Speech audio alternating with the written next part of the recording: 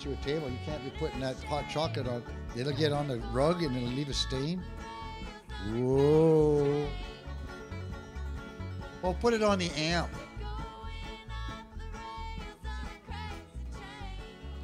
Sorry. Hey, everybody. How y'all doing? Here we are on the last Tuesday of the month. The last Tuesday. And you know what else I just discovered today? And only because my local DDBIA put it through. March 10th. That's only 2 Saturdays away. We changed our clocks. Did you know that? I didn't either. So we'll be ahead, right? So I don't know what that means. It's just that it'll be confusing for a couple of days. Spring equinox? Not yet, is it? No. That's June 21st. Yeah, it's no longer on the... Yeah, why does it fall on March 10th? That's kind of odd, isn't it? What's the reason? Because Trump likes that date. Trump? This has got nothing to do with Trump. Someone in the States decides. Really? Yeah. It's not a Canadian thing? No, they decided. We go by their rules. Oh, Lord. It's a world thing. And it's kind of like, when you think about that, they've been taken over for a long time. Someone should stop them. So much stuff, yeah.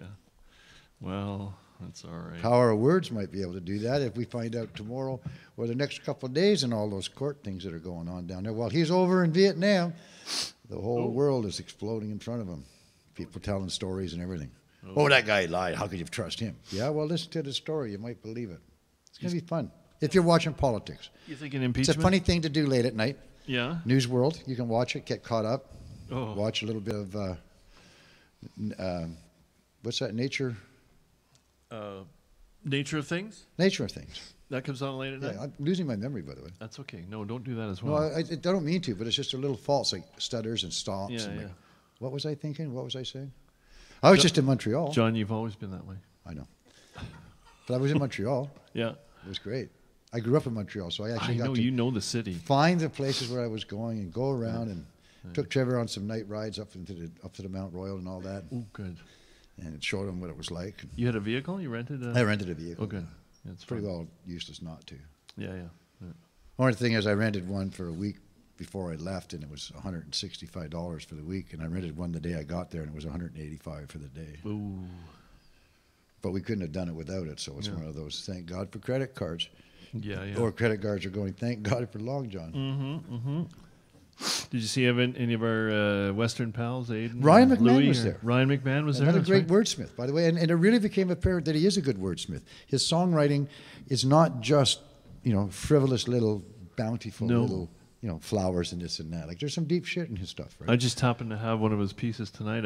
He posted it online. Yeah. He's doing really good self-promotion, so I copied it out. I said, hey, can I read it? He said, sure. Oh, good. Yeah, so I'll let him know that you did that. No, I did. I told him.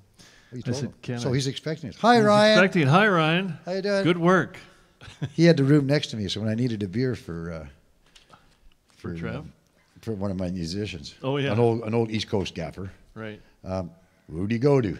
Hey, Ryan. You Ryan's got a got extra beer. beer for the boy next door. Yeah. It was he's great. doing Got great to work. see a bunch of Eliza Gilkison, another great songwriter. Yes. And again, she just got inducted into the Woody Guthrie Hall of Fame. Really? And I bring this all up because I saw that John had his guitar out, and he's not going to play that tonight. But a lot of the poems, a lot of the prose and poetry that's been written over the years has been made available to music. Yeah. And there's been a mingling of that. So for people like Eliza Gilkison, I saw her and I said, "Hey, Eliza, how you doing?" She said, "Hey, Long John, you still got your venue? I'm coming up in November. You got a gig for me?" Yeah. Inducted into the Good. She writes some great words. She gives us hope. Yeah. Those are the people that are out there writing the words that say, "Hey, don't let it get you down." We could use a lot of that. Yeah. Yeah. She's pretty easy. How you feeling? Oh, I'm chipper as I'm chip. Yeah. You're cold. Really? Yeah, I'm cold. I Yeah. dressed up. What the hell did that all about? I know. I bought this for Ontario. Nice In jacket. Quebec. It worked. I don't take the cold well. I've just been Forgot hiding the Long inside. Johns, though. Nice. You forgot them. Yeah. Oh, damn. You got to have Long Johns. Yeah, you do. Long Johns, Long Johns. Yeah. It was fun. Mm-hmm. But this is more fun. Glad you're back. I'm glad I'm back. I'm glad you're back. And, just a little quick aside. February 28th. Yes. That's tomorrow. Tomorrow, yeah. Yeah. 51 years ago, Yeah. I was in an apartment with a friend of mine, Brian Payne, and this other guy, Jean-Paul. And there was a knock on the door, and so he handed me a little envelope with 5 joints of marijuana in it. So I walked over to the window and put him outside the window and brought the cat in. Right. But the police came marching through the door and said, "What are you doing?" And so that's when 51 years ago, tomorrow night, I was busted with possession of 11 joints of marijuana, found guilty of possession of narcotics, and served 1 hour in jail. Therefore, I have now got a criminal record on narcotics, and I spent time in jail. Me too. Isn't that crazy? Not jail time. It's crazy, yeah. And now they legalized it. You can get a pardon now. No, you can't.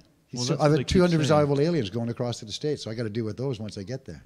Well, I heard that you can get a pardon. You can get a because of pardon in Canada, but down in the States, I was I written did up not. as 2 undesirable aliens because Oh. what are you trying to do to come through? Well, I did nothing. that. Right. Well, now you're in trouble. Right. Don't come back till you solve this. Don't you just say no? You say if you have any charges, That's you just say lying. no. Is it? I've been lying to them for years then. Oh. Yeah. Well, I figure it was better that way. Then I get in. Yes. Yeah, but not pot smokers. That's right. I learned can to lie, lie but from you can't your smoke. president. That's cool. Yeah, yeah. Anyway, take it away. No, thank you. Welcome back, Longevity John. I'm glad you had a good trip to the Folk Alliance. No, that's what it's called? What's it called? Folk Alliance International. Folk Alliance International. 2,000 artists. 3,000 artists. Whoa. Yes, I do have a song poem by Mr. McMahon. No, how does he say his name? Ryan McMahon, just the way it looks. And the album is, sorry? Just like Johnny Carson's pal. His new album, I forgot to put the name of the album down. It's, you remember the name of the album? I don't know. Easy to find online, though, because he's doing a lot of self-promotion. Ryan McMahon, you can look it up. Puts sound clips up. Anyway, this one's called Rises Once Again. Don't want to be on your patsy decline. Don't want to see your vacation unwind. Or sing all the things I don't think about. Or wait for the elevator to come down. Don't mind if the masses just own it. Realize that the buyer's remorse fits. Pencil me in for review. Shine a little light on the things that I do. I'm a little bit, more than a little bit lost, so come find me. Walking in a West Coast rain, blowing out candles on my birthday cake, teeth too long to be a phase. We're coming up roses once again. Don't want to be your marionette, up on a shelf till you decide to use it. Go on the road and come home again, empty my pockets for old friends that are dead. Don't see the need for makeup sex. Get to my age, the rage just ain't worth it. They're chilling me out on the couch while the newspaper opinions all come out. That's from the new album. Yeah, he's a really good musician too. I mean, well-crafted songs and good melodies. He strong delivery. He enunciates well, which I appreciate. And I think he recorded it at Woodshed Studios with Mr. Cohen. Sounds good. This is an old one of my favorite poets, Al Purdy. And I never met him or saw him read, but I have a friend who I met when I came out here, and he actually they still do sabbaticals in his little cabin in central Ontario or wherever it is. That's what it became, was an artist retreat. So you can apply to spend a week in Al Purdy's cabin, which is kind of a cool thing. Maybe even for you novelist, storyteller types, Deb, you never know. Could be a good adventure. Do you guys participate in makeup sex? Sorry, you don't answer that. I know, I'm just kidding. Janet Jackson dance moves. This is from 2010, just to show you that I really haven't grown up at all. It's a mismanagement of screws, a bludgeoning of fingers, a rocket riot of insurrection and non-balletic Janet Jackson dance moves. It's a 3-fingered eyeball at the bottom of your shot glass, blurry toned cues and hues bouncing off the wall. It's Alexander Turgenev moving in on your watershed. I'm down on my luck and my partnership of crime disintegrates. My corporate merger stinks. Oil magnets are slick on my boot heels. I've got rock and roll specialties, though, like hors d'oeuvres on your palate. And I've got carefully placed roadblocks and special signs. Caution, inarticulate poetry ahead. Confusion reigns. Mortar drops from walls to sidewalks and arrests me. Horses in trailers spilling onto coiffed lawns for thrills gone mad, 'cause horses need socializing too. Break down those walls, I say, like boys need fresh air and exercise. Dogs need to run. Unleash me. Bring your pooper scooper into my love trials of humanity and clean up the overflow. Crisp up on your McDonald's spinach salad. Fast food gets healthy. The weak get strong.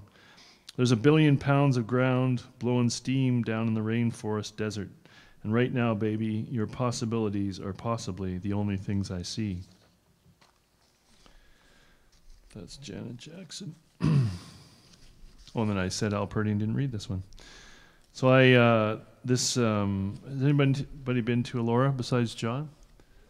You know where Elora is, yeah? Beautiful little town. It's got a quarry outside of it and lots of old, lovely brick buildings, and the river comes through town. Kind of a classic. Stone, not brick, you say. Thank you, John. And so anyway, lovely town, and they've got, they used to have some of those classic old bars, like the King Edward, or I think that was one. Ones where, the cold air return or the heat is coming out in the sidewalk, smells like stale beer, and you're at the right place. Al Purdy bar tab poetry. I dreamt I met Al Purdy in a dusty old bar in Elora, Ontario. Porter on draft, 100-year-old barrels. Al would have totally got me. And after 4 beers, he'd have slapped me on the back and said, "Let's get drunk, kid. Come on up to my hotel room," which is totally not about a blowjob like that time with the vacuum cleaner salesman. Oh, that was the last time I fell for that line. But Al and I would have laughed and laughed at our unsuccessful passes at beautiful waitresses, and then the troubled ones we caught that dragged us through hell, our bank accounts drained, our livers irreparably damaged in remorse. This dream, I gotta tell you, is a lot better than the one where I meet Michael on Donche, which is more like my dream where I get called up to play for the Montreal Canadiens. I mean, the Montreal Canadiens. You know the lineup. And I forget my skates. That's what meeting Michael is like. He just rolls his eyes at me. I can tell he thinks I'm a talentless dink. He turns away. My God, that kid can't even write his way out of his teenage wet dreams. He never references Greek gods or broken wine glass midnight wanderings in the south of Spain. He's a punk. Michael and I totally do not hit it off. He forgets my name but calls me shithead as I spill red wine on his white wool suit, spoiling momentarily his romance with the blonde publishing goddess whom I leer at. Wow, what a bosom. Fuck you, Michael. I'm still a full-blooded Canadian boy. Church bells playing when I'm drunk. I'm all Jean Chrétien, hands at your throat, you poetry master. I'll give him some Pierre Elliott middle finger insouciance. Right after I finish telling him what a great writer he is, of course, and how my whole mythology is based on the secret references hidden in the English Patient, which only he and I can decipher. That's about when I throw up on his Persian carpet and he has me physically ejected from his house. It's not a good dream. So I lay on the lawn, sobbing, laughing, bemoaning my mortality, my loss of opportunity, my foolishness, my lack of true talent. Oh, Al, where are you, Al? I still look for you on empty bar stools in every bar I frequent.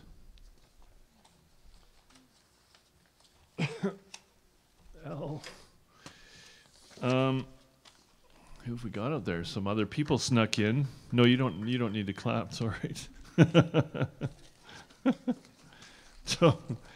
Don't patronize the host. It'll come back to haunt you. You'll get roasted, as Andrew would say. Debbie, do we throw you up early? I think I did that before, but it's nice to throw you up early because you're so hardworking. Good. Oh, all right. How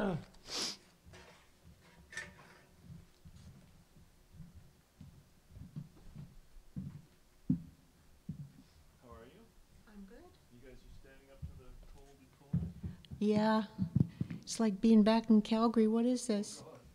One day, Greg, he was in the kitchen, you know, when it kept snowing and snowing, snowing. It looked like he was talking to no one at all, screaming out the window, "Stop it, go away!" It was to the snow. Yeah.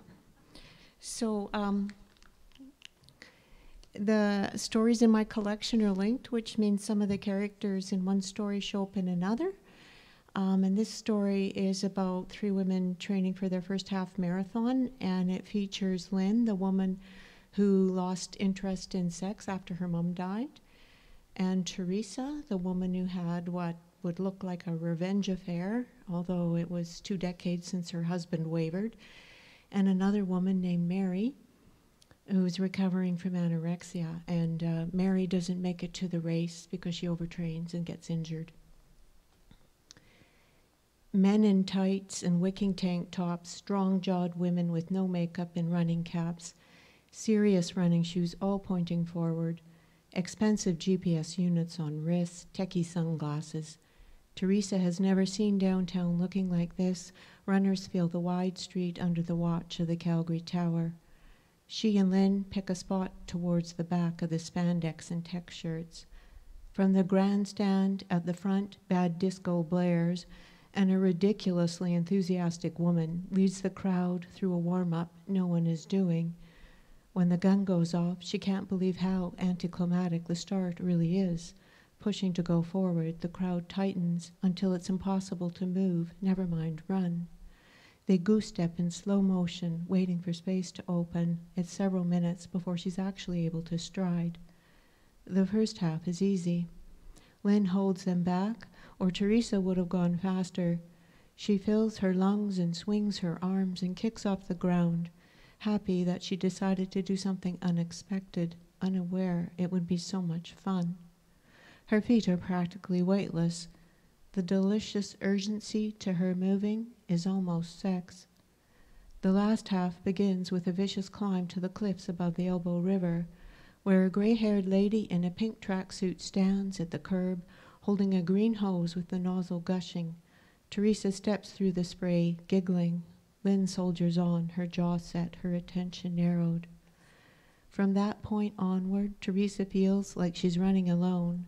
In the silent heat that keeps rising, she crashes quickly. The energy drains from her muscles, her mouth feels dry. All the runners around her seem to be still strong, and it makes her weak. There is little more than 3 kilometers left, but she drags her feet. That may be why it happens. At toe-off, when she should have been gaining a spring forward, her foot drags behind and her body lurches like a toppled tree. On the way down, she has a fleeting thought that she should have been able to stop herself. The rough skid over hot asphalt burns all points of contact. She bleeds from the base of both hands, a knee and an elbow, stinging with embarrassment. With gentle hands on her friend's waist, Lynn guides Teresa to her feet, helping her find her balance, telling her it'll all be okay. In a minute, Teresa's husband is there, carrying a first aid kit. His kind brown eyes and innocent face are filled with concern. He helps her sit on the hop curve, kneeling in front of his wife. He tends first to the oozing scrape on the base of her left hand. If it weren't for Teresa, Lynn might have ended her race. On the sweltering sidewalk, her concern is no longer for running. She's even forgotten how tired she is, standing there mesmerized by all the lost skin and blood. While Steve applies direct pressure to the bleeding, Teresa casts fierce eyes on her friend. Through gritted teeth, she points ahead. We didn't train that hard for none of us to cross the finish line. Get out of here. Lynn rejoins the throng of weary runners puffing through the heat. Her legs feel dead in those final kilometers, but she refuses to stop. Each dogged step leads to another. That's what all their training taught her. The sound of her feet landing on asphalt, the huff of her breath, the rawness at the back of her throat. Of the 3, she felt least able to do this. When the finish line comes into sight, the anticipation gives her new life.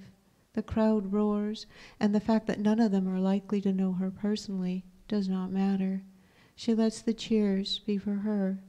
From the bottom of her lungs, she breathes in, fullness rises from her belly, lifts her shoulders, and opens her mind to the understanding that she is enough. Sweat has formed all over her, under her running cap, along her chest, at the back of her neck. She sprints over the rubber pad, hears a beep, and is done. She's barely made it through the chute when Mary greets her with a massive hug. Although Lynn would rather go home, Mary gets her to cool down properly. The two of them walk slowly behind the crowds, arms over each other's shoulder, holding each other up. In a lot of ways, it's like any other long run they've shared. Mary packed each of them a post-race lunch. She gives Lynn her paper bag with a fig bar, a banana, and a cream cheese bagel. Then she hands over the thermos of cool water she's been carrying for her friend. They sit on bleachers with a clear view of the finish line. Most spectators have gone home. Those who remain are extra loud when their friend or family member trudges over the finish line. It occurs to Lynn that these are the people who work harder, the unheralded heroes, and she sends each weary body respect. She has eaten the last bite of her bagel and has crumpled the paper bag into a tidy ball when her eyes catch a familiar frame, the beautiful hourglass shape of her friend. "Oh my God, she made it," says Mary. With a whoop, she raises her arm and swings her fist. Lynn screams, "Yes." Her arms raise in a wide V. Teresa is limping, but she keeps putting one foot in front of the other. Her husband is running at her side, holding her hand. Although at first Lynn is not sure, as Teresa gets closer, there is no doubt about it. The crazy woman is smiling. She's got a patched knee, a patched elbow, gauze around the base of both hands, and she's smiling. In the final stretch, her husband moves to the side, and Teresa's uncertain feet claim the finish line. So most of my fiction, I imagine myself into someone else's life, but confession, this comes quite largely from my own. And the first marathon I ran in 2006 on a stupidly hot spring day in Red Deer, Alberta. I had lofty ideas about what I would accomplish, and the distance taught me humility. 6 kilometers from the end of the 42-kilometer race, I experienced wicked cramps, like pulsating vice grips up and down both of my quads. I started walking as if on hot coals, going, "Oh, oh, oh, oh." And Greg and our 3 sons were there, and I saw them several times during the race. And they came alongside me as I was walking on hot coals going, "Ow, ow, ow, ow." And they didn't mention my behavior. They said, "Mom, we're so proud of you. We can't believe you're doing this. You're amazing." And so, of course, I had to do better, and I started to run, which, if you think hard about it, is glorified walking, 1 foot and then another foot and then another foot. So in those days, our oldest son, Donald, was late for everything, and so he ran everywhere. I rarely saw him in progress, that he wasn't running, and he had the craziest Charlie Chaplin gait. Looked absolutely unbelievable, but he could definitely clip. And our middle son, Christopher, was just a little taller than me, but muscular and lean, and he did train with me for a few races, and he was such a beautiful runner. He had a very smooth gait. He made it look effortless. Our youngest son, Simon, was even then a real giant with a great big heart and great big feet. He's 26 now, size 16 feet, and very, very flat feet. His heels don't even touch the floor. So in those days especially, he'd have rather had a frontal lobotomy than run anywhere. And all 3 of my sons ran with me until the finish line was in sight.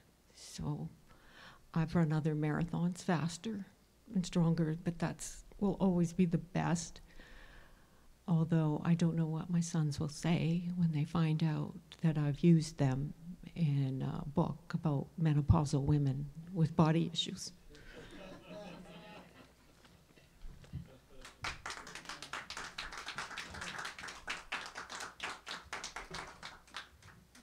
Size 16, that's huge.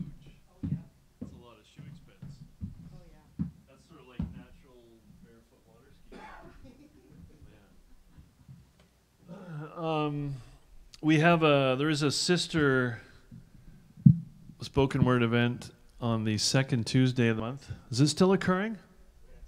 And it's at 7 p.m. at Cafe Lévis on Canada Street, and hosted by two fine people. There was something online. I don't know what, a whiff of scuttlebutt. Maybe someone spoke out of turn, but I just like to iterate that we too do not support hate literature. Self-loathing, however, is fine.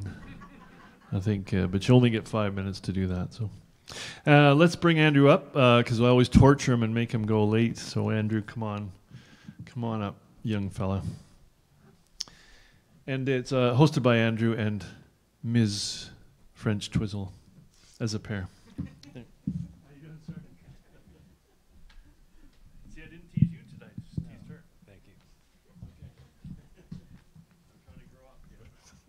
That's all good, yeah. That was a lovely story, Deb. Like a while ago, friends of mine started going to the gym and they invited me along. So I started going. And when you're describing that initial takeoff and like the overeager people, it brought me right back to there, because I used to go on that treadmill and I'm trying to get rid of, well, I'm not going to stop being a smoker, but try to get rid of the tar, and there'd be like treadmills beside one another, and I'd be going at this like snail pace, and then someone would get on the one next to me and just board it, and it's like, man, you're making me look like an ass. You gotta choose another treadmill or something, man.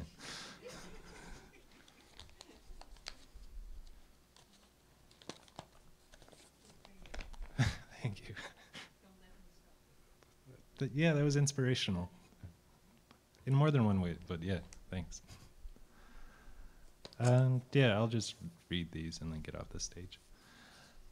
I wrote 2 of them yesterday because I had the day off, and then the other 2 are older ones, but I think they're all about the same sort of deal. I don't know.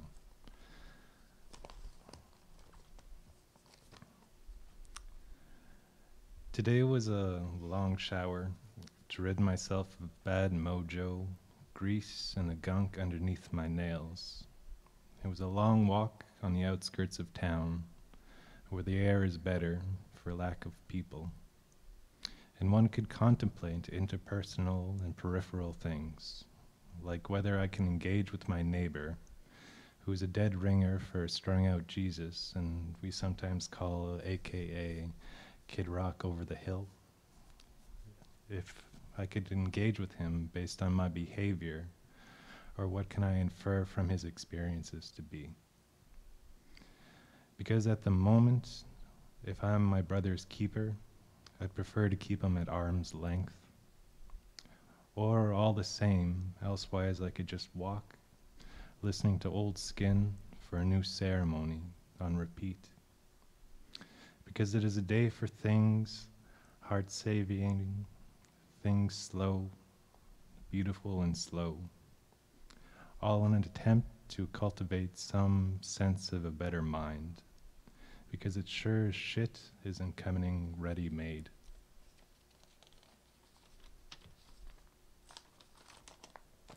I think they're all kind of just about trying to take care of yourself and trying to figure it out as you go along.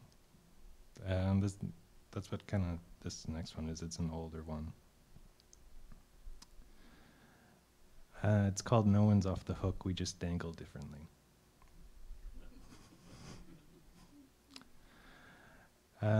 Yeah. The dishes are in the sink, dirtied by the remnants of delicious things from the night before. And the sheets are twisted by love and sleep, the curious cartography of bodies enthralled and at rest. The alarm clock calls you to arms, and you rise and you start about your day. The weekday morning hollers, and you hasten to ready yourself. With coffee grinds left in the cup, and sleep caked to the right corner of your eye, with an unmade bed and a living room all a mess. The morning calls you, and you fix your hair and prepare yourself in the mirror to go out and serve the common good. You left to sympathize with the angry, with careful listening skills, occasional interruptions, with kindness, holistic living, and paradigms of well-being, with your breathing exercises, miracle questions, and warm, light mantras. While all you spent is still owed, and the bed is still unmade, still you sit elsewhere, with your palm in your chin, listening intently, and casually contemplating someone else's recovery.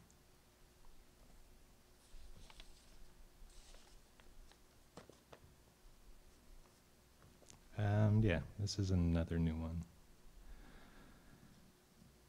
Fireworks heard from across the neighborhood, streams of festivities bursting with temporary brilliance, and they shake the nerves late Saturday nights, but still somehow remain elusive.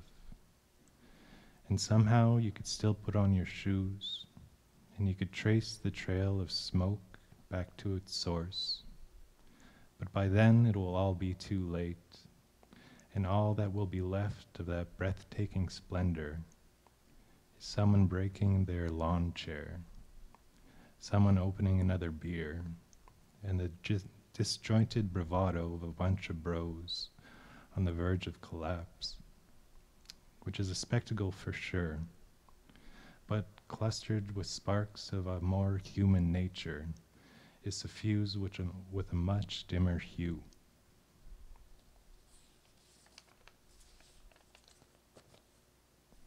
This is the last one. Sorry, I'm not doing any banter. I'm just reading and then just getting off the stage.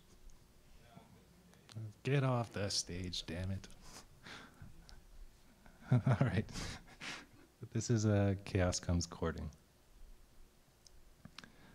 Well, we're all adrift, like a balloon God let go.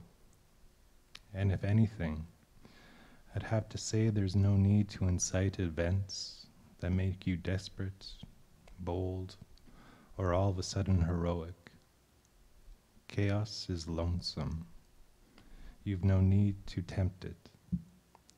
Sooner or later, it'll catch your gaze and come slowly sauntering your way. Thank you.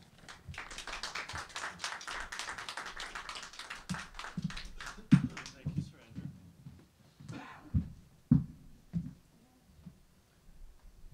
Whoa. No need to apologize for lack of banter. I think I've developed banter to cover up vacuous gaps in my gray matter. It's a bit of a skill, I guess. Did you guys go up this month, Andrew, in all the snow? It was too crazy, wasn't it, that week? Yes, that's all right. Is it Sophie? New reader? Come on up.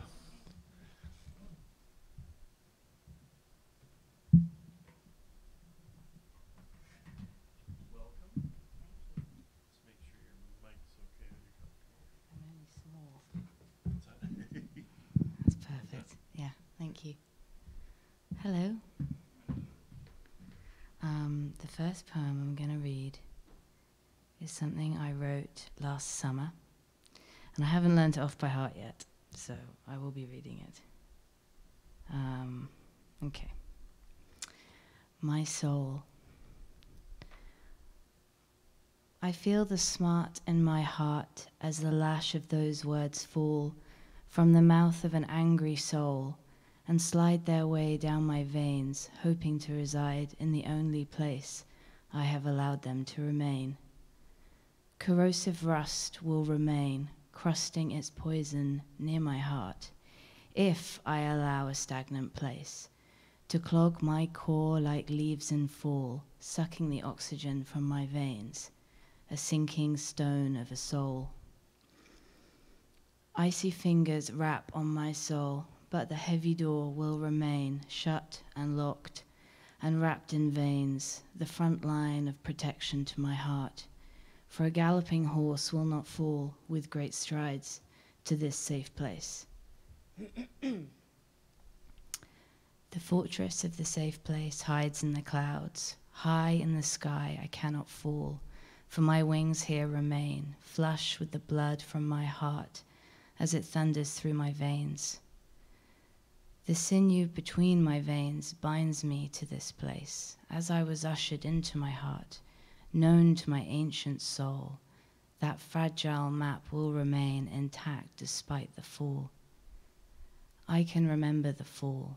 The blood rushed in my veins as I flew, when wings did remain, in that very same place, known always to my soul, the truth that sits in my heart. I remain whole through the fall. My heart, feathered with veins, is the precious place that, for now, holds my soul. Oh, thank you. Okay. Number 2 is, I've hidden it somewhere. Where have I hidden it? Oh, I should do banter while I'm doing this. I can't do 2 things at once. Can anyone do 2 things at once? Okay, it's not there.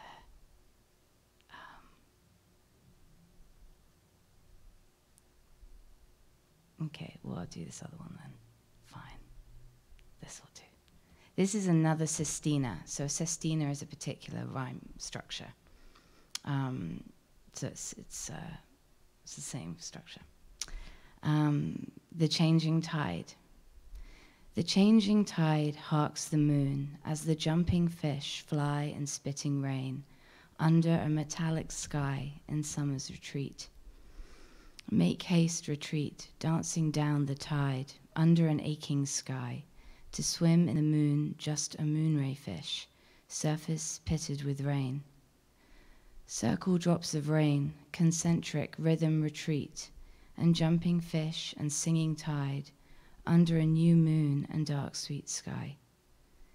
That same sky sees the rain as it falls on the moon in her retreat with the fall of the tide and the silver moonfish. That silver fish against the sky pulls the tide in the dancing rain and makes her retreat to the safety of the moon.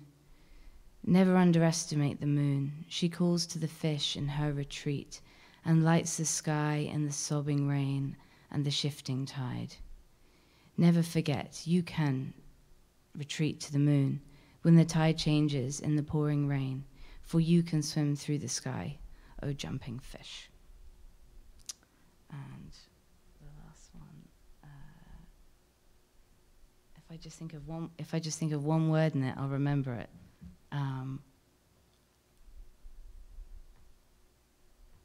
Okay, I remember.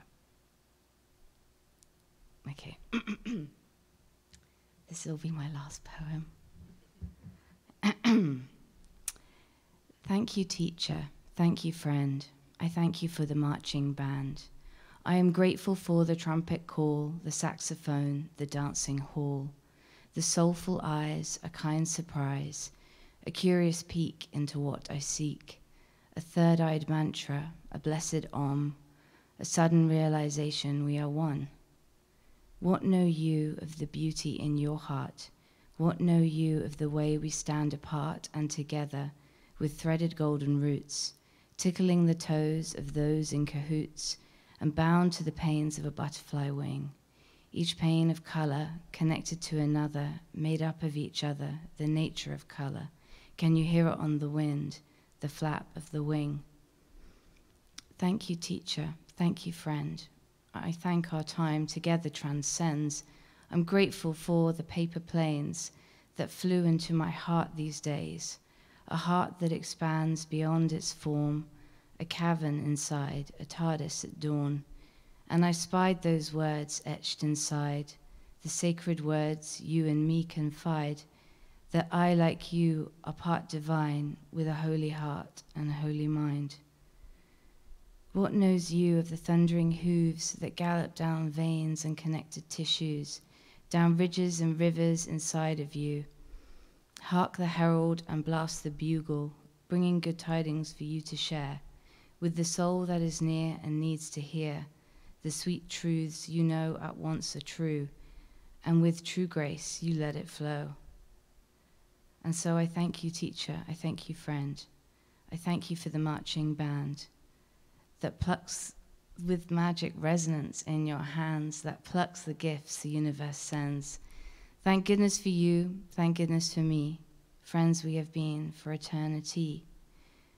What can you fear on the crest of a wave, with white horses thundering to save a soul from fear enveloping them? The whispering wind cannot even begin to describe its joy when it sees you hold out a hand to bring life renewed. Thank goodness for you, thank goodness for me, friends we have been for eternity. Thank you. Thank you very much.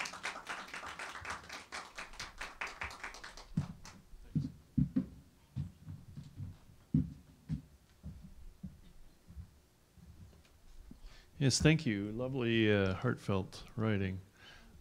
From where does the Sistina form originate? Where does it come from originally? Yeah. It was first apparently in the 1700s, Hmm. and then someone picked it up in the 20th century, in the early part of the 20th century, and started writing in that style. So then it became a thing. Right. Is it more, is it connected to like a storytelling format of poetry or musical? It's a particular, it's 6 verses, Mm-hmm. and the last word of the first 6, so every verse is 6 All lines. right. And Yeah. the last word in each verse is repeated in a specific pattern Mm-hmm. every other verse after that. Okay. Yeah, I knew I'd It's heard of like a it. spiral. If you Huh. draw it, it looks like a spiral. Right, right. Neat. Very nice. Thank you.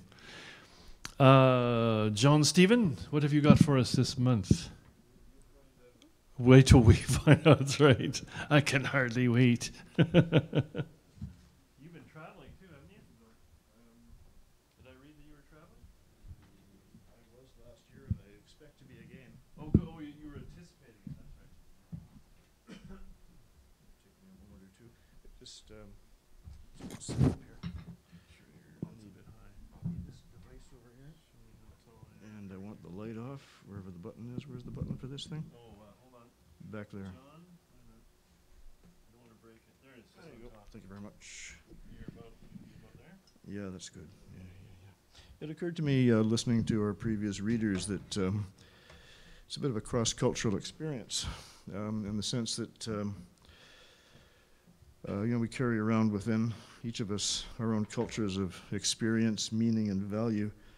And as we listen to one another, it's a bit like going to more or less to another country, a very different culture, and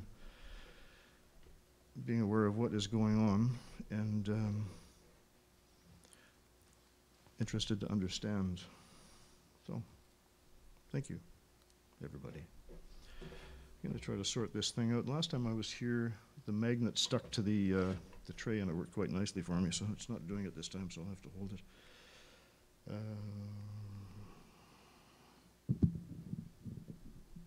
Maybe that's okay. I want to read a section, or a passage, I guess I could call it, from, it's a short story in James Joyce's collection called Dubliners. And this is we'll call it the closing scene from a short story, the last in the collection, called The Dead. It's rather presumptuous of me to read this, because there's an Irish actor, Jim Norton, who does just quite a very beautiful job of reading Joyce. And here's just a bit of an introduction for me. This, as I say, this is the final scene in a rather complex story. And just to sort of let you know what has happened up until the time we join the narrative. I've written just a brief summary here, and we'll join a quiet scene with Greta and her husband of many years, Gabriel. We're in Dublin about 1904, a few days after the New Year. Gabriel's elderly aunts, Julia and Kate, prominent in music performance in Dublin, host an evening annually among friends, supper, dancing, and song. After, Greta and Gabriel had walked, talking pleasantly with friends through falling snow by the river. That's the River Liffey that passes through Dublin, as you might know. And they come to their hotel, the Gresham on O'Connell Street. Gabriel is in love and admiration with his wife Greta, and he has been looking forward to being alone with her. At one time in the evening, Greta had shown deep sorrow upon hearing one of the songs, and Gabriel has asked her about it. And so we join them as they have been talking. Her voice was veiled and sad. Gabriel, feeling how vain it would be to try to lead her whither he had proposed, caressed one of her hands and said also sadly, "And what did he die of so young, Greta? Consumption, was it?" "I think he died for me," she answered.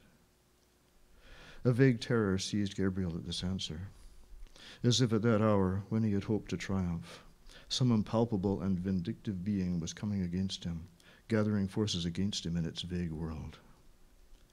But he shook himself free of it with an effort of reason and continued to caress her hand. He did not question her again, for he felt that she would tell him of herself. Her hand was warm and moist. It did not respond to his touch, but he continued to caress it just as he had caressed her first letter to him that first spring morning. "It was in the winter," she said, "about the beginning of the winter when I was going to leave my grandmother's and come up here to the convent. He was ill at the time and is lodging in Galway and wouldn't be let out.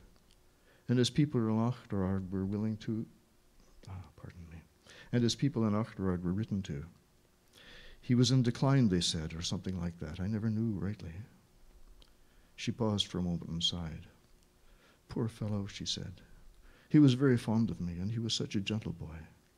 We used to go out together, walking, you know, Gabriel, like the way they do in the country. He was going to study singing only for his health. He had a very good voice. Poor Michael Fury." "Well, and then?" asked Gabriel. "And then when it came the time for me to leave Galway and come up to the convent, he was much worse, and I wouldn't be let see him. So I wrote him a letter saying I was going up to Dublin and would be back in the summer and hoping he would be better then." She paused for a moment to get her voice under control and then went on.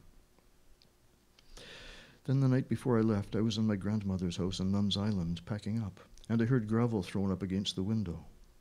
The window was so wet I couldn't see, so I ran downstairs as I was and slipped out the back into the garden, and there was the poor fellow at the end of the garden shivering."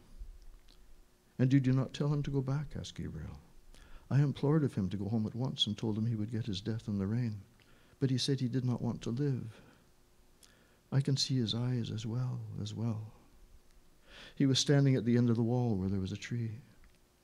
"And did he go home?" asked Gabriel. "Yes, he went home. And when I was only a week in the convent, he died. And he was buried in Achterard, where his people came from. Oh, the day I heard that he was dead." She stopped, choking with sobs, and overcome by emotion, flung herself face downward on the bed, sobbing in the quilt. Gabriel held her hand for a moment longer, irresolutely, and then, shy of intruding on her grief, let it fall gently and walked quietly to the window. She was fast asleep. Gabriel, leaning on his elbow, looked for a few moments unresentfully on her tangled hair and half-open mouth, listening to her deep-drawn breath. So she had had that romance in her life. A man had died for her sake. It hardly pained him now to think how poor a part he, her husband, had played in her life. He watched her while she slept, as though he and she had never lived together as man and wife. His curious eyes rested long upon her face and on her hair. And as he thought of what she must have been then, in that time of her first girlish beauty, a strange, friendly pity for her entered his soul. He did not like to say even to himself that her face was no longer beautiful, but he knew that was no longer the face for which Michael Fury had braved death. Perhaps she had not told him all the story. His eyes moved to the chair over which she had thrown some of her clothes. A petticoat string dangled to the floor. One boot stood upright, its limp upper fallen down. The fellow of it lay upon its side. He wondered at his riot of emotions of an hour before. From what had it proceeded? From his aunt's supper? From his own foolish speech? From the wine and dancing? The merrymaking when saying good night in the hall? The pleasure of the walk along the river in the snow? Sitting in that same drawing room, dressed in black, his silk hat on his knees. The blinds would be drawn down, and Aunt Kate would be sitting beside him, crying and blowing her nose and telling him how Julia had died. He would cast about in his mind for some words that might console her, and would find only lame and useless ones. Yes, yes, that would happen very soon. The air of the room chilled his shoulders. He stretched himself cautiously along under the sheets and lay down beside his wife. One by one, they were all becoming shades. Better pass boldly into that other world in the full glory of some passion than fade and wither dismally with age. He thought of how she who lay beside him had locked in her heart for so many years that image of her lover's eyes when he had told her that he did not wish to live. Generous tears filled Gabriel's eyes. He had never felt like that himself towards any woman, but he knew that such a feeling must be love. The tears gathered more thickly in his eyes, and in the partial darkness he imagined he saw the form of a young man standing under a dripping tree. Other forms were near. His soul had approached that region where dwell the vast hosts of the dead. He was conscious of but could not apprehend their wayward and flickering existence. His own identity was fading out into a gray, impalpable world. The solid world itself, which these dead had one time reared and lived in, was dissolving and dwindling. A few light taps upon the pane made him turn to the window. It had begun to snow again. He watched sleepily the flakes, silver and dark, falling obliquely against the lamplight. The time had come for him to set out on his journey westward. Yes, the newspapers were right. Snow was general all over Ireland. It was falling on every part of the dark central plain, on the treeless hills, falling softly upon the bog of Allen, and farther westward, softly falling into the dark, mutinous Shannon waves. It was falling, too, upon every part of the lonely churchyard on the hill where Michael Fury lay buried. It lay thickly drifted on the crooked crosses and headstones, on the spears of the little gate, on the barren thorns.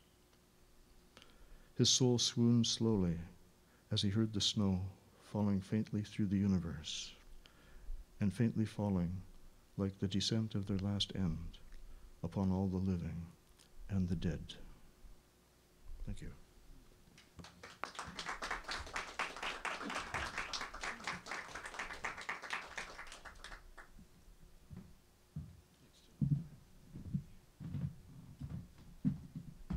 I think we got maybe three more. Unless, Canute, did you bring something? An old folk tale from your childhood? He clears his throat. Some boat building lore.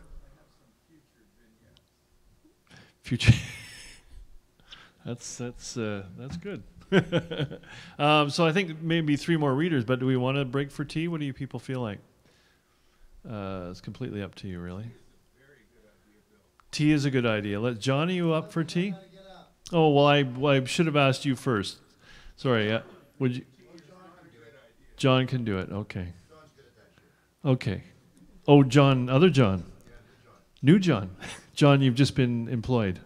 How do you feel about that? Delegated. Yeah. Let's have a short break because then you can use the facilities, have a little tea, and chat a little bit, and then we'll come back for the second half. Thank you. Which one? Him? The big fella?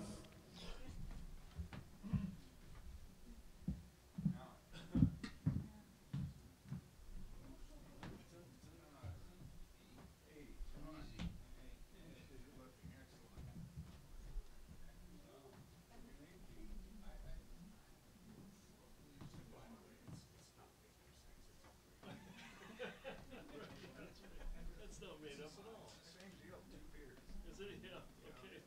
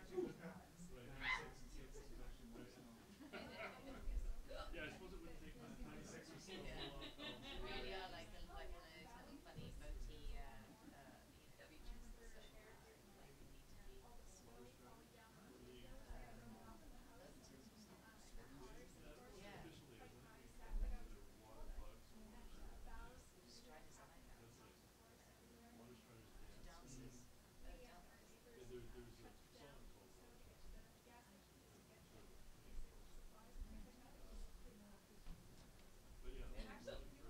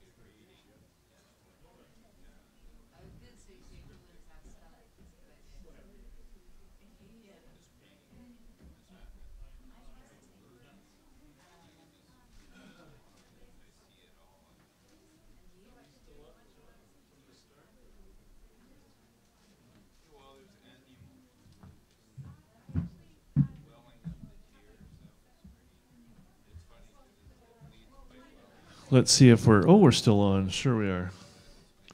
Well, we're striding for time efficiency because Mr. Hadfield informs me that the brew pub has gone back to half-price appies. So, but the kitchen closed at 10.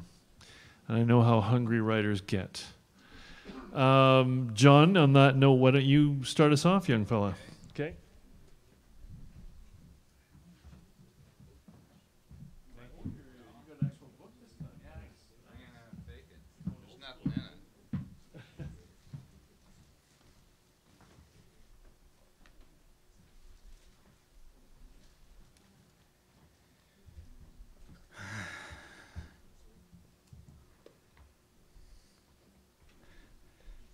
I have a book this time. I see these other writers, they all got pieces of paper, so I thought.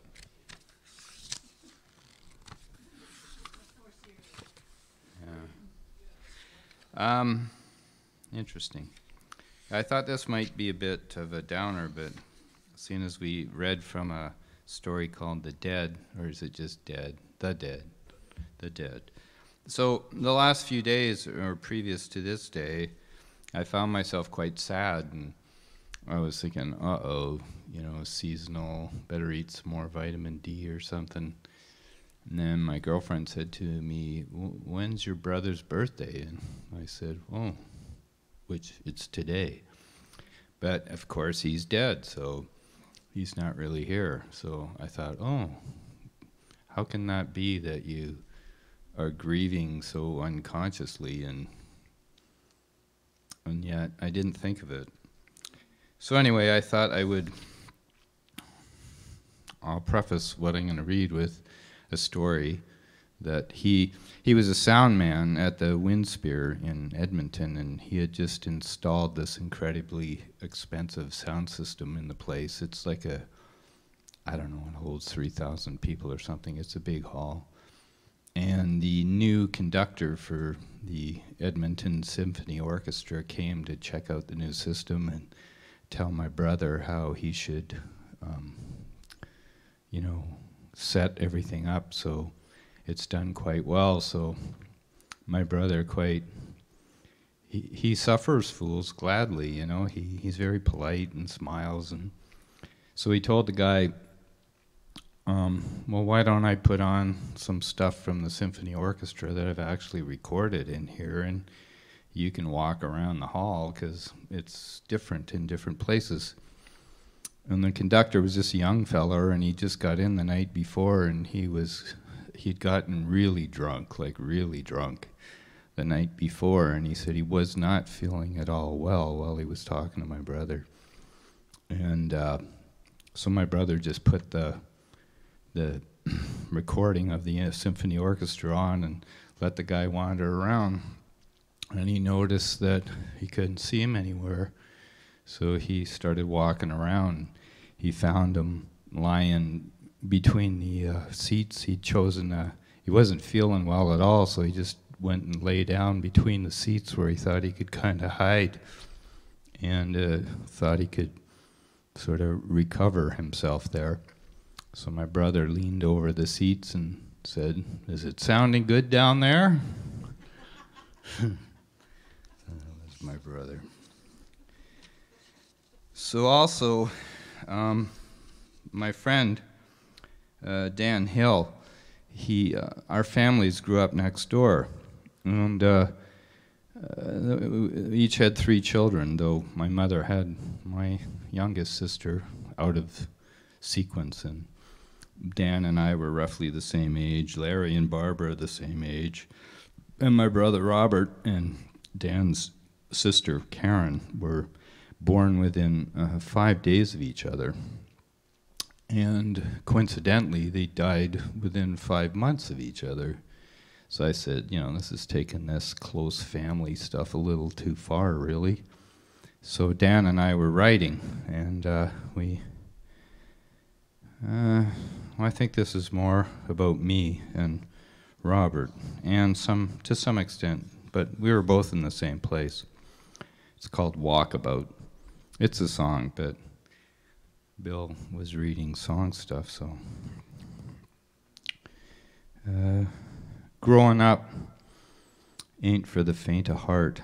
Everything put together always falls apart. Broken heart, pounding pain through your veins, trying to find some purpose where nothing real remains.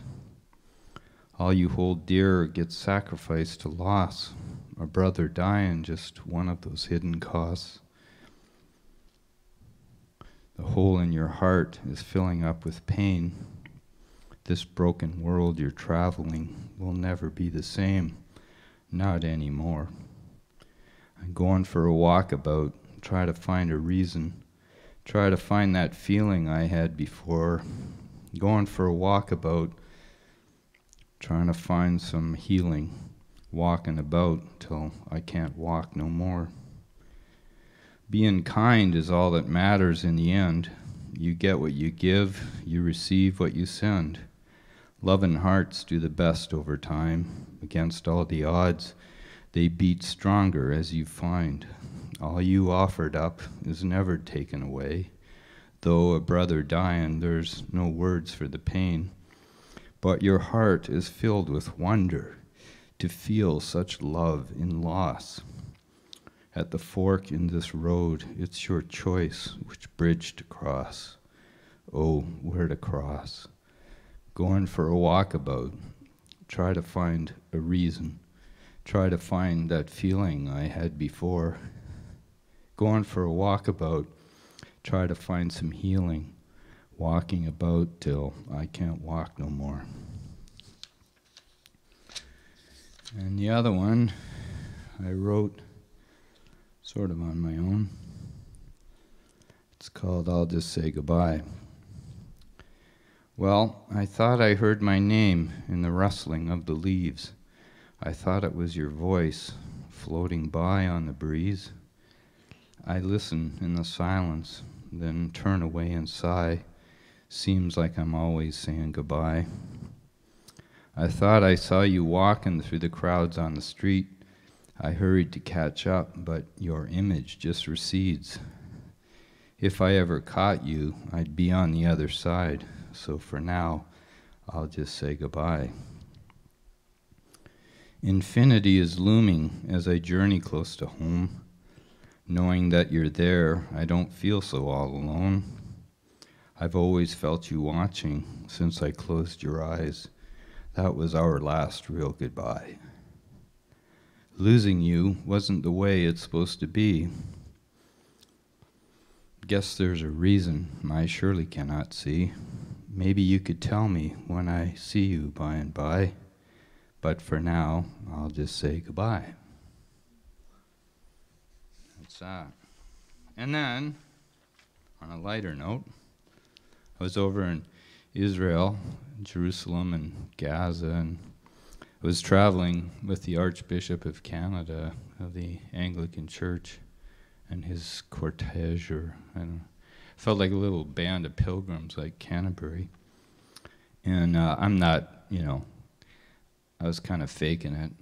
I guess a guy at a falafel stand, when I got there, he said, "You American?" I said, "No." I got my Canadian pin, which I gave him one. And he said, "And what religion?" And Deborah, my girlfriend, said, "We're Christian." And then I looked at him, I said, "Well, I've looked at a lot of different religions. I don't know." It says on my birth certificate, Church of England, because I was born there, but really. So then I watched Fred preach in these huge cathedrals, and I was starting to get taken in by the whole thing. And there's another story that got me out of it. But I started this, which is a little poem. You've been preaching to the choir, all dressed in finery. Do you still feel the fire burning in the mystery? You broke the bread and poured the wine, a feast of love to the divine. Hope burns bright, the kingdom comes. You have your rest when all's said and done. There's a light in the dark, comes from the east. There's a voice for the word, from the greatest to the least. You walk the path of living stone. you walk the path that brings us home. It all rhymes. Thank you.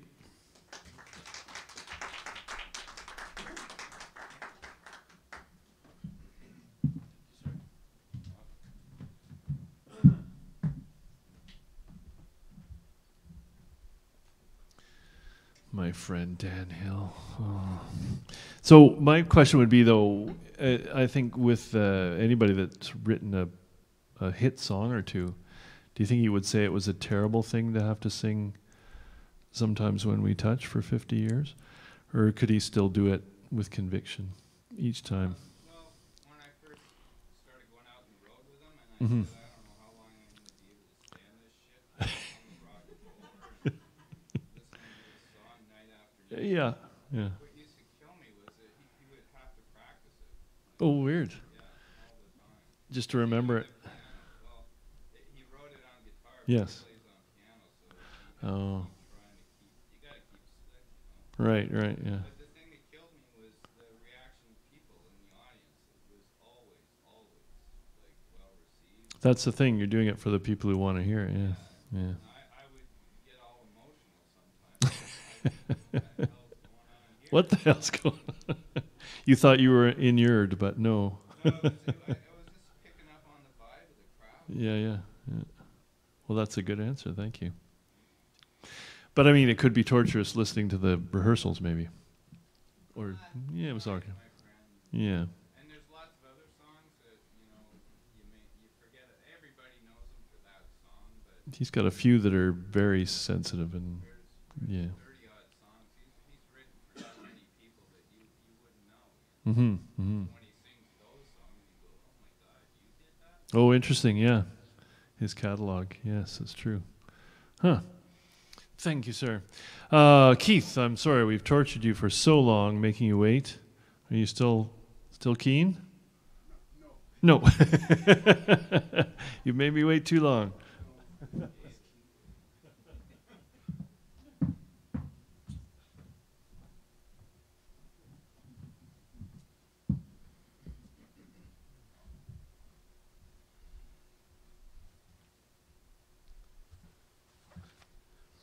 I was thinking that I would need to stand up, but maybe I think I can make this work anyways. And I'll just clip right along.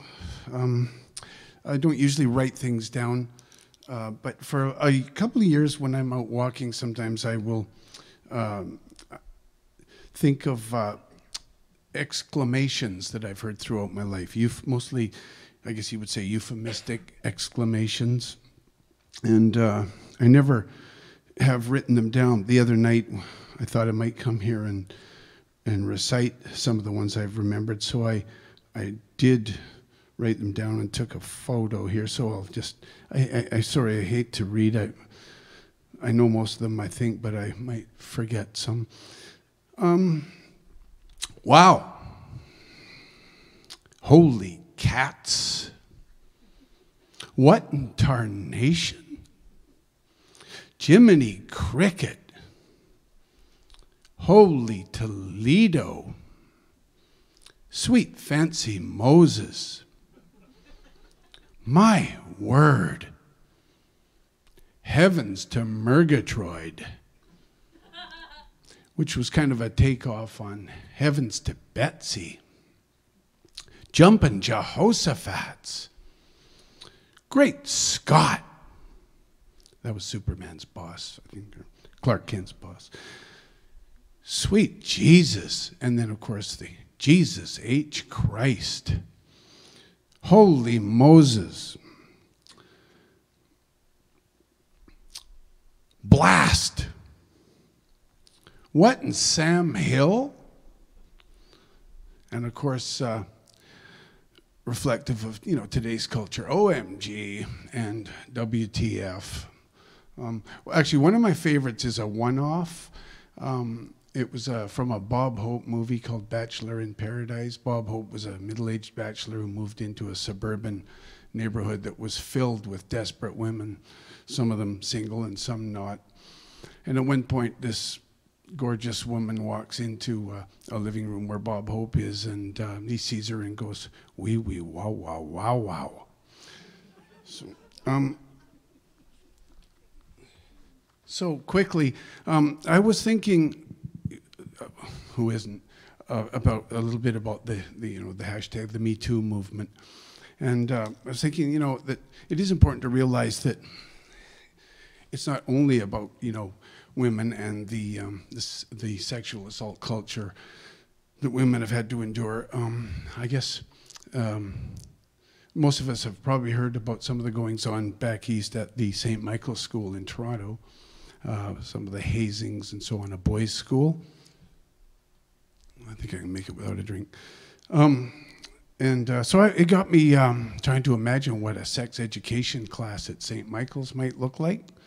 I'm thinking something like, now boys, pay attention, boys. Can you all see here, up here on the screen, you see the anus? This is the anus. Can everyone see the anus, boys? Do you all see the anus? Pay attention now, boys. Look up here. Can everyone see the anus? Do you all see the anus? Okay. That's the anus. Now, as you can see from the boys, that the model for that picture was doing a deep forward bend. Thus, the anus is dilated. Can everyone see the dilated anus? Boys, over there, can you all see that the anus is dilated? It's dilated. It's somewhat flaccid. Can you see the flaccid anus, boys? Now, it's important to recognize when an anus is dilated because a dilated anus is indicative of a receptive anus. Does everyone see how the anus looks receptive, somewhat flaccid and receptive? Do you all see the receptive-looking anus? Okay. Now, pay attention, boys, please. Okay. Now, here, okay, we have the broomstick. Do you all see the broomstick, boys? You see the broomstick. Does everyone see the broomstick? Okay. You see where I'm headed with this, boys? Now, there's the bell. For fuck's sakes. Stay in your seats, boys, please. Stay in your seats. Now, we spent so much time on sex education today that we skipped mathematics completely. So I'm going to assign you a problem, a homework problem for the weekend, boys. Your problem is, how many variations can you derive from just 3 elements? The anus, the broomstick, and a bottle of vodka. Thank you.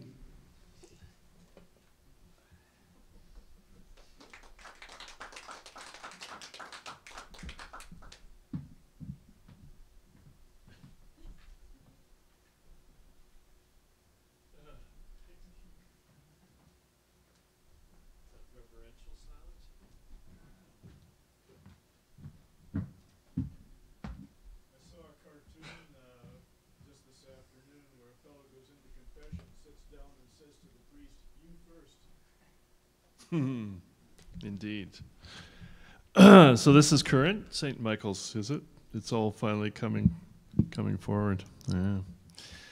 Well, gosh, I can't say anything to that. David, you have earned the revered finishing spot because you've been working so hard and coming regularly, and some people find it torturous to go last, but thank you for being so patient.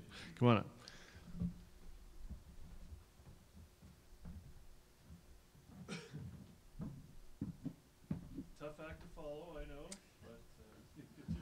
I'll do my best. Maybe I need this. Yeah, it's better.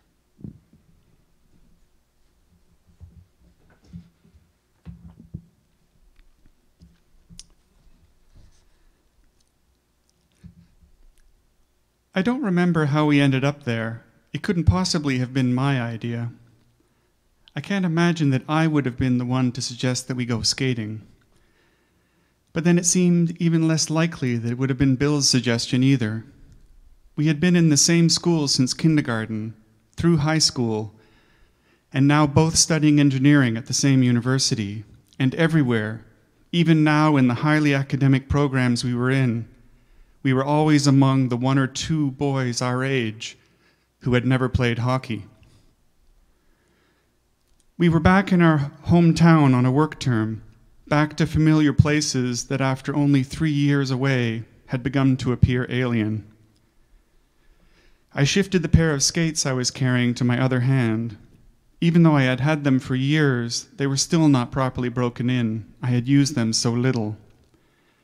Standing in the entryway of the public arena, built under the span of the bridge that crossed the river to the States, the familiar atmosphere hit me. Chilly air from the rink carrying the scent of musty old building and stale sweat, overlaid with popcorn and hot dogs from the concession stand. For me, this particular combination had always held a sense of shame. My parents, being from England, were not familiar with hockey and had no idea of its social significance to a boyhood in southwestern Ontario in the 70s. They did begin to see that knowing how to skate was important in a place where winter took hold for an extended period each year. So they enrolled me in the figure skating classes my sisters were taking. This, of course, only compounded the problem. It was only ever an issue on the rare occasions when the school reserved the arena and we all went skating together. But then it was a major issue. The boys all zipped around, showing off their power skating moves they had learned in clinics with minor NHL stars. I spent as long as I could putting on my skates and lingered in the dressing room until a teacher came in to get the stragglers out on the ice. Then I could hide it no longer. I had managed to convince Mum to get me a pair of hockey skates, but even in those I could not disguise the fact that the only way I knew how to skate was the strut and glide they had taught me in figure skating class. It didn't take long until the other boys were less interested in flying around to impress the girls than in staggering beside me in an unfortunately accurate imitation of my skating. Given my less than comfortable history with rinks, what was I doing here now with a pair of skates in my hand? I think we had come to the public skate since a group of the other co-op students in town had said they were going. Bill's plan was to drink hot chocolate in the stands until everyone was finished skating, and then go to whatever after-skate event seemed to be in the offing. He didn't even own a pair of skates. Of course, I could have decided to do that too, left my skates at home, but some sort of perverse pride had not allowed me to take what I saw as the easy way out. So here I was, standing outside the boards at rinkside, feeling the first anticipatory contractions of shame tighten my belly, wondering if it wasn't too late to sneak my skates back out to the car and follow Bill to the seats. Then I saw her. I looked over quickly to see if Bill had noticed her too. He hadn't, at least not yet. It was possible that he wouldn't even recognize her. After all, there was an infinite time between grade 2 and third-year university. But no, that was too much to hope for. If I had recognized her, of course Bill would. I had only watched what had happened. He had been directly involved. I glanced over at him again and saw an abrupt transformation. Bill, one of the most reserved and repressed people I have ever known, changed utterly in an instant. He stiffened and the color drained from his face. Bitch, fucking bitch. He hadn't said it loudly, and with the noise of the skaters and the background music, I'm sure that no one but me heard him. Still, I looked up to see if she had heard, and in my peripheral vision felt Bill stepping toward the glass above the boards, repeating what he had said more loudly. I laid my hand on his shoulder to hold him back, and for a second he struggled against me. Then all the fight went out of him, and he sank forward, silent. He looked exactly as he had that day in grade 2, slumped against the backboard.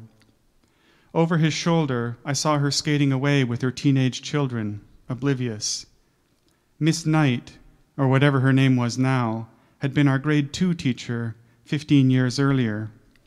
Sometime fairly early in the school year, she had called Bill up to the blackboard to spell a word he had gotten wrong in his workbook. Apparently he had contrived to misspell the word of, and she now wanted him to write it out for the class. He made a few attempts, OV, UV, AUV, and the class started to snicker. Then, when she would not let him leave the board, he got flustered and made increasingly desperate guesses. The snickers became open laughter. Two things occurred to me as I watched this from my desk in the classroom. Firstly, I was amazed at the number of plausible spellings for the word of. Before he started going crazy, Bill had written down several spellings that seemed to me not completely outrageous. Secondly, It was clear to me at 7 years old that what was going on here was wrong, just plain wrong. As I sat at my desk, surrounded by the class of kids laughing, I didn't find the situation funny. Bill was my friend, but beyond any sense of loyalty I felt to him, a slowly growing sense of horror was forming in me. Until that day, all my interactions with teachers had been safe and nourishing. It became clear to me in that moment that this was not always to be the case. The situation lasted for an incredibly long time. As I squirmed and silently willed Bill to find the right spelling, the sense grew in me that I should be doing something, anything, to end it, to get Bill out of there. But I didn't know what to do, and was quite sure that even if I had thought of something, I wouldn't have had the courage to do it. Eventually, Bill stopped trying and rested his forehead against the board, his thin shoulders shaking with soundless sobs. I avoided his eyes as he returned to his seat. So strong was the shame of having somehow let him down. In the arena, Bill straightened up and shrugged my hand off his shoulder, and without saying anything, turned and headed toward the concession stand. I hesitated, looking back over the boards, seeing her now half a rink away. Surrounded by the atmosphere of the arena and all that that evoked for me, yet still very much back in that classroom, I felt the flavors of two old shames mingling. I sighed and went to join Bill in the line for hot chocolate.